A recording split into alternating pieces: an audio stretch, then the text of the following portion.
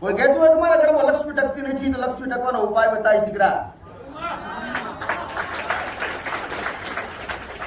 લક્ષ્મી કોને કહેવાય તો બતાવો. લક્ષ્મી કોને કહેવાય? કાયમ કશું કુડતો દીવો લક્ષ્મી દીકરા, લક્ષ્મી સમાજ તમારા પોણિયારે લક્ષ્મીનો વાસવા દીકરા. પણ લક્ષ્મી માટે તો બધા બેઠા છે દીકરા. લક્ષ્મી કઈ ટકતી નથી.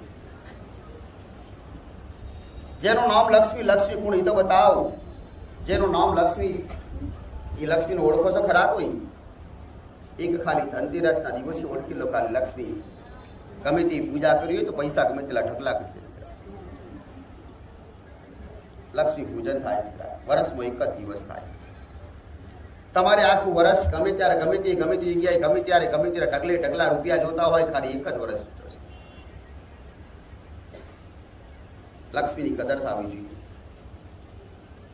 લક્ષ્મીની કદર એવી થાય, 5 રૂપિયાની નોટ હોય કે 10 રૂપિયાની નોટ હોય ને કદાચ 2 ટુકડા દઈએ ને હાંસવી રાખો ને, લક્ષ્મીની કદર કહેવાય દીકરા. લક્ષ્મીની કદર. 10નો સિક્કો હોય કે 10નો કે 5નો સિક્કો હોય ને ટીસી નો કે હોય ને ટુકડા જેવા થવાના થાય ને કદાચ ગમે તેવું તૂટી જાય જેવો થાય ને, અને હાંસવો ને હૃદયથી પ્રેમ કરો ને કે માં લક્ષ્મી છો તમે તો. એ લક્ષ્મીની કદર છે દીકરા. લક્ષ્મીની અગરબત્તી ભલે ના કરો, લક્ષ્મીની કદર કરતા શીખવું જોઈએ. તો લક્ષ્મીને હાંસવા માટે લક્ષ્મીનો છેડો કોને પકડી રાખ્યો દીકરા? લક્ષ્મીના ઘોડામાં રમનાર કોણ? ગણપતિ ભગવાન દીકરા. કોઈ પણ કાર્ય કરો તો ગણપતિ પહેલા આવે દીકરા. ખબર છે લક્ષ્મણ બધા ગણપતિ પહેલા આવે દીકરા. ગણપતિ હોય ને ત્યાં લક્ષ્મીનો વાસ હોય દીકરા. ગણપતિના પૂજવા વાળા, ગણપતિના ભાવે ઘણા બેઠેલા છે દીકરા. ગણપતિને ખૂબ માનવા વાળા દીકરા. દરેક કર્મનાથી ગણપતિ ભગવાનને પૂજા કરો, લક્ષ્મીની પૂજા કરો તો પૈસા આવી જાય. આવું હોય નહીં પાછું. તમારા ઘરમાં હારા હોય તો જ લક્ષ્મી આવે, નહીં તો લક્ષ્મી તમને ચોખવટ ના જોઈએ તો આવે નહીં. શુદ્ધ ભાવ જગ્યા હોવી જોઈએ. પવિત્ર ઘર હોવા જોઈએ. પવિત્ર ઘરનો પવિત્ર મન હોવા જોઈએ. ત્યારે કોઈ પણ દેવી દેવતા આવે તમારી પાસે. એવી માનતા કે એ માનતા પૂરી ના થાય. વ્યાજબી માનતા હોવી જોઈએ દીકરા. માનતા એવી ના હોવી જોઈએ કે બાજુવાળા માં અમારે બાજુવાળો બંગલો ગમી ગયું છે, માં બાજુવાળા ખાલી કરીને જતા રહે. અથવા બાજુવાળા કજિયા કરવો હોય તમને એવું લાગે માં બાજુવાળા કજિયા કરશે માં અને એ ખાલી કરીને જતા રહે, એવી માનતા મનુષ્ય ભૂલી જાય દીકરા. કદાચ એવું હોય ને તો એવી માનતામાં જો માં બાજુવાળા કજિયો થાય છે ને એને સદબુદ્ધિ મળે અને શાંતિથી રહે માં. એવા આશીર્વાદ ફરક પડે. તમને નુકસાન પહોંચે નહીં અને સારું થાય.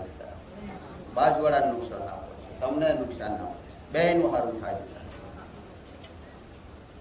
લક્ષ્મણ જેને જેની ભક્તિ રાખી છે, જેને રાહ જોઈ છે ને એની રાહ પૂરી કરી છે, રાહ જોતા છે ને 100% ઢોગની પૂરી કરી.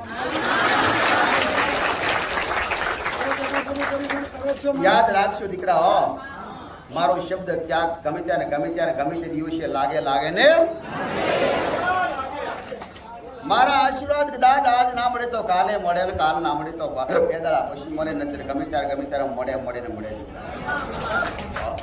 પણ તમારો વિશ્વાસ ટકી રહેવો. વિશ્વાસ તમારા હાથની વાત. વિશ્વાસ કોઈ કહેતું હોય કે માં અમારા ઘરના સભ્યો નથી માનતા, અમે મોનીશું માં, તો પહેલા તમે માનજો, તમે મને પૂછી લેજો ને પછી તમે તમારા ઘરના સભ્યોને સમજાવો તો ગમે ત્યારે સમય આવશે દીકરા. તમે પહેલા માનજો. બધાનો રસ્તો ભેરો ના થાય તો કોઈ નહીં, તમારા એકલાનો રસ્તો કરજો અને એ રસ્તો થાય ને તો તમારા સભ્યોને શીખવાડજો દીકરા. એક દિવસ તો સમય જીવનમાં કદાચ જીવનમાં એક સમય તો હારો આવે ને. તમે તેવા વ્યક્તિ હોય, તમે તેવા સબરા કદાચ પૈસા વાળા હોય ને તો કરોડપતિ રોડપતિ થઈ જતા હોય. સમય ક્યારે પલટાય ખબર નથી. સમયની લોટરી ક્યારે લાગી જાય મારો ભગવાન મારો રોમ લાવે કોઈને ખબર નથી દીકરા. પણ આજ કદાચ આજ કોકની પહા ઉશીના માગ્યા હોય ને તો કાલ તમારી પહા કોક ઉશીના માગે. આવો સમય તમારા દેવ લાવે દીકરાઓ, પણ એ સમય રાહ જોવી પડે. તમે ક્યારે આવે દીકરાઓ, પણ હિંમત ના હારી હો. તમને એ કહીશ, હિંમત નહીં હારતા દીકરા, હિંમત નહીં હાર. જો હિંમત હારશે તો તમારી માતાઓ કોનું કામ કરશે દીકરા? ન્યાય કોનો કરાવશે? ક્યારે થાય? એ ન્યાય કરવા માટે તમારી માતાઓ તમને અમારી જગ્યાએ મેળવું કરી. તમારી માં બોલી ના આપતી હોય તો કોઈ નહીં, પણ તમારી માં મારી પહા મોકલતી હોય દીકરા. શમ કે તમારી માની મજબૂરી કો હોય, તમે ગુનાહ કર્યા હોય અથવા તમારી માં મજબૂરીમાં કદાચ બોલી ના આપતી હોય ને તો બોલતી માતા જોડે તમારી માં જ મોકલતી હોય દીકરા. તમારી માં પ્રેરણા પૂરે, ભાડાના પૈસા ના હોય, તમારી માં એક ભાડું કરી આલે, એક ભાડું માતા કરી આલે.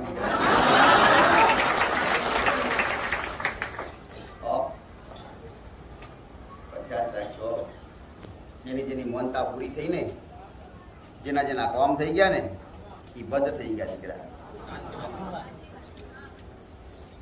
ફરીથી પાછા 2-4 મહિને 6 મહિને 12 મહિના પછી નુકસાન કદાચ પડે ને એટલે પાછા દોડતા થઈ જાય દીકરા.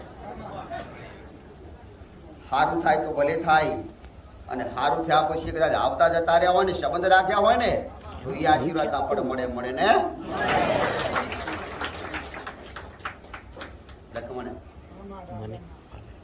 ભલે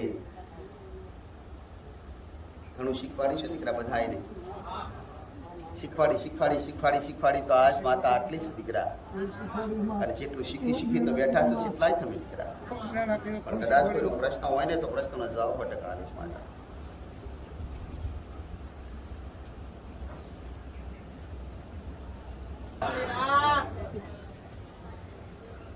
ભલે ભલે ભલે ભલે. રામ રામ. જય ડમુડીમાં.